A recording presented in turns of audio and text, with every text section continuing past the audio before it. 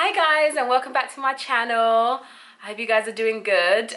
Today I'm here with Matt. If you don't know who Matt is, you should be watching my vlogs to know who he is. And if you don't know, go back and watch the Brooklyn Londoner vlogs and you'll find out who Matt is. We're here with a story time to tell you guys about our worst vacation. And we're seasonal travelers. Like, we've traveled quite a lot. I work in travel. I've been working in travel for over 10 years, so I've been around the world. But this was our worst vacation. That's what happens when you let me book a trip. Oh yeah, I normally book all the trips, but Matt booked this one. He booked this one for me because it was last year. I had just moved to New York in February. And I started this job, which turned out to be a nightmare. I only lasted like 6 weeks. That's a whole different story. So I was off work and he was like, you know what, to make you feel better, I've booked this trip to Mexico. And I've never been to Mexico before, so I was like, yay, we're going to Mexico. And I guess that's where our story begins. Yeah, so, you know, going to Mexico it sounded like a good idea in theory. Now it's time for us to board our next flight that gets us to Mexico. Yeah. So we're like, all right, great. So we get on it, we're on it maybe, what, 90 minutes in? Yeah, and it wasn't even a long flight. I think it was only like 2 or 3 hours, I think. Yeah. So, yeah, maybe like halfway through the flight, the pilot comes on and says, hey, we have to make an emergency landing in Tucson, Arizona.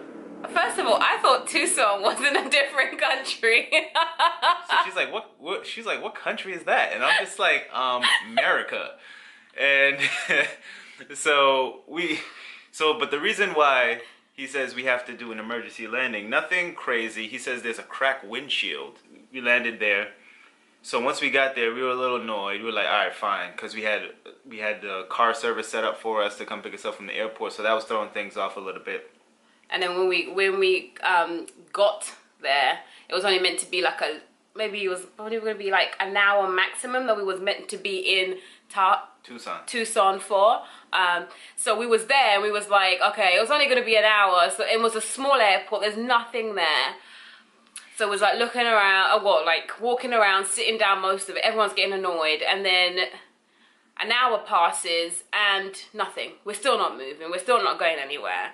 I think we was probably there for like 3 hours. Yeah, 3 hours. Almost 3 hours. Yeah, I think on the 3rd hour when they didn't have to give us any free food, that's when we got back on the plane. At this time, I was sending emails to the car transfer that was picking us up in Los Cabos, and I had told them it was a shuttle, so I told them, you know, like this is what's happened. Can you, like, you know, wait for us till later, or like put a car out for us or whatever. So eventually we did get back on. And we landed in Los Cabos at like, well, it was night. There was nobody there. It was like a desert airport. There was nobody there. We landed like 4.5 hours after the scheduled time we were supposed to get there. So right. It was literally a ghost town. And then as soon as we like got there, everyone started to disappear to, I don't know where they were going. So it was me and Matt. We was like, the guys were like, you guys need to transfer? So, I mean, we didn't even know how much it was meant to be. So we just said to the guy, yeah, fine, whatever, take us. This is where we're going. And it turned out it was quite far from the airport. But when we got in the car, he takes us to like some local town, wasn't it, babe? It was like... Yeah, so we're driving, and I mean, it felt like we was driving through the whole of Mexico. I'm like, yo, this joint is a straight setup. We thought the cartels were gonna come for us. I'm like, we about to get kidnapped, held for ransom, because my man, we driving on the highway, cool, fine. But then he like gets off the highway and goes down to like an actual little like neighborhood.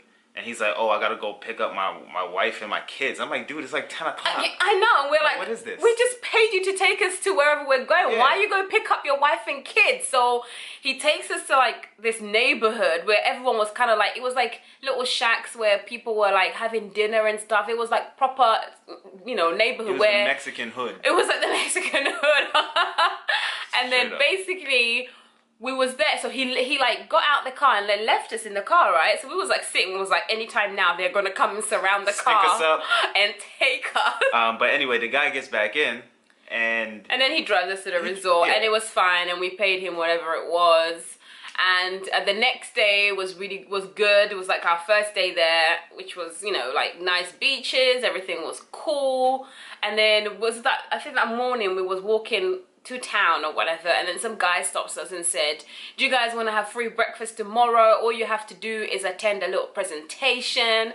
So we was like, all right, it's free breakfast, cool, you know, we'll come tomorrow. So the next day we go to the presentation and we have breakfast first. We have this breakfast, we're sitting down with this, breakfast was good with a view and everything. And we was sitting down talking to this lady, and she was basically, you know, like asking us about travel, how much we spent on travel, blah, blah, blah. And the next minute she took us around the hotel and showed us this like it was a really, really nice, it was not the most nicest, but it was a really nice hotel room. And he was like, you could basically stay here for a week every year. And you know, so it turned out it was a timeshare.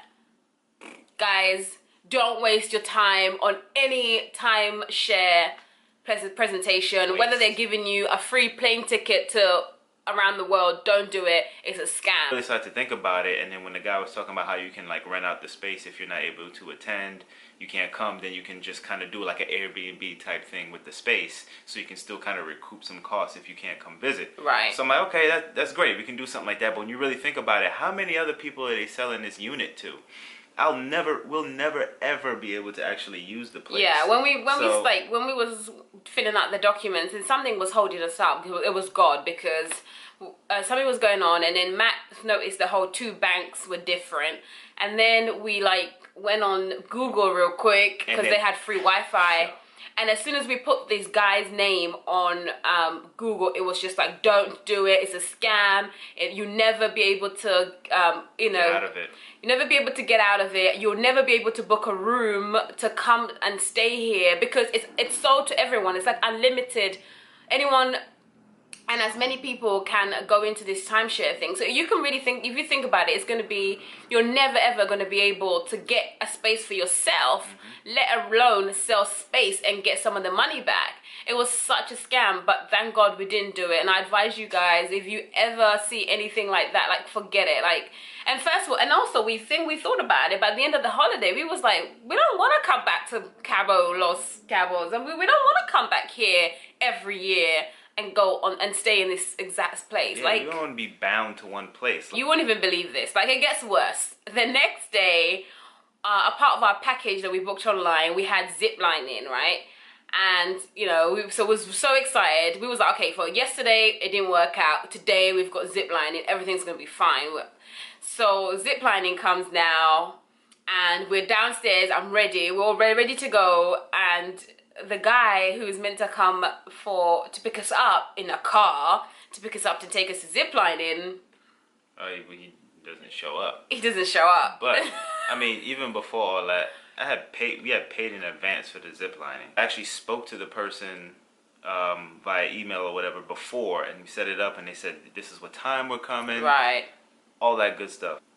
Somebody does come, but this fool comes in on foot. He's walking. So I'm just like, how are you supposed to get to the jungle on your back, B? Like, I mean, you just show up with no vehicle, like not even a scooter. And there's two of us. Like a moped, a skateboard, something, a hovercraft. Like, bruh, like help me help you. we was like, are we gonna go on your back, or like how we get to the zip line in? Yeah, as soon as dude came, and I'm just like, and he was like, no, I've come to take your reservation so we can set. I'm just like, I could do this over the phone. I was like, yo, if you don't turn around right now, it's gonna get real ugly. I don't know where you came from, bro, but I'm gonna need you to go back that side. So he left, and I was over it. I was so pissed. Yeah, so I'm just like, screw this. So Maureen and I decided to walk downtown a little bit. And by the marina. We went down the marina.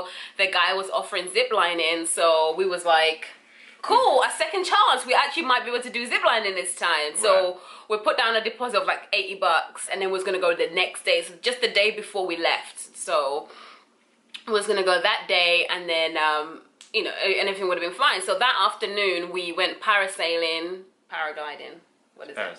Parasailing, and it was so good. Ziplining the next day. He did warn us that a storm was coming. We knew that a storm was coming. Right.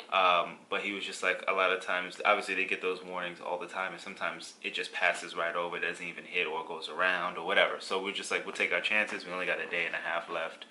Let's just give it a go. He was just like, if the storm happens, he was like, just come meet me here, whatever, and then I'll give you guys back your money. So we're like, great. Yeah. The next day, the day actually starts off really nice. So we're just like, cool, we might actually be able to get to do zip lining. And then all of a sudden, that storm hit like a ton of bricks. The weather changed. Immediately. I mean, it was so windy. The power lines were swinging and sparking. We lost power in the hotel. We obviously didn't. We knew that zipline was out of the question that day. So, and we were leaving the next day. So it was just like, well, our flight was in the afternoon that day, the next day. So we were just like, well, we'll just go check the guy, you know, after breakfast or before breakfast, whatever, and get our money back since the storm didn't happen. We had his number and everything. And he actually had called us to say, like, hey guys, the storm is coming, so it's probably not going to happen today. Right. So it was good. So we had a good feeling, you know. We just like, all right, well, we just get our money back from dude. You know, he was really trustworthy, and like we felt like we, you know, if it didn't go ahead, we would get our money back. So when we called him, he was like, oh, you know what, my house got taken by the storm. We was like, really? Yeah, he was just full of it. He was just like, his house got blown away. I'm like, for real, dog? No. I'm like, so you and the dude that we supposed to get on his back, y'all homies or something? Because y'all come up with the most fictitious stories I could ever, like, imagine. Like, your house got blown away, dog? Like, the storm didn't even really hit where he was. He was so far, like, inland, north. Or yeah. like, we were at the coast, so we got it the worst. So I'm just like, ain't nothing happened to your house. You just full of crap. So after a few minutes of going back and forth with dude, I was just like, well, there's nothing I could do. I can't make the man come here. Right. So, and we had to get our flight. So we bounced. We left. But, I mean, after all that stuff that happened, we were just like, man, like, what a trip. But pretty much most of that holiday was our worst vacation. Things just kept, bad things just kept happening. But onwards and upwards to other great vacations. I've got a ton of vlogs on this channel. We love to travel and we love to share with you guys. So make sure you subscribe. Make sure you share this video. Make sure you comment below and let me know what was your worst vacation holiday, or where would you like to go on a vacation / holiday. If you want to see our best vacation, comment below and give this video a thumbs up so I know you guys enjoyed it. Thumbs up, thumbs up, thumbs up. And we will do another one. And as I say, comment, share, and subscribe.